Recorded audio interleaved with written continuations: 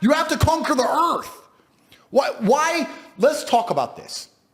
Why did Genghis Khan wake up and think, you know what?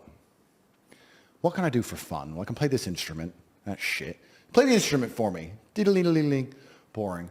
Okay, let me fuck this girl. Fucked her. Let me fuck her. Oh, kid number 84. Boring.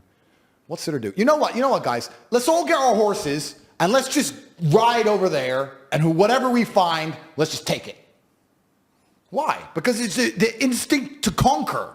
It's inside of a man. It's been dumbed down by the Matrix. They try and numb you. They numb you with entertainment. They try and put you in the festival crowd. They numb you with shit food. They numb you with depression, all this other garbage. But truthfully, if you're a man, you look in the mirror, what will make me happy? My empire will make me happy. That's why Alexander the Great did what he did, and Julius Caesar did what he did, and Genghis Khan did what he did. They didn't have Google Maps. They didn't know where they were going. They just said, no, we've decided we're going to go take shit from other people and show we're the best. And that's what we're doing now, the successful men at least, in a financial sense. Why am I making money? I have nothing to buy. There's nothing to buy. I have it all. I have 4 Kernan's eggs, a Rimac, a Bugatti, 53 other cars, 40 properties. There's nothing to buy. I'm just taking it from other people. I'm winning the game. I'm conquering.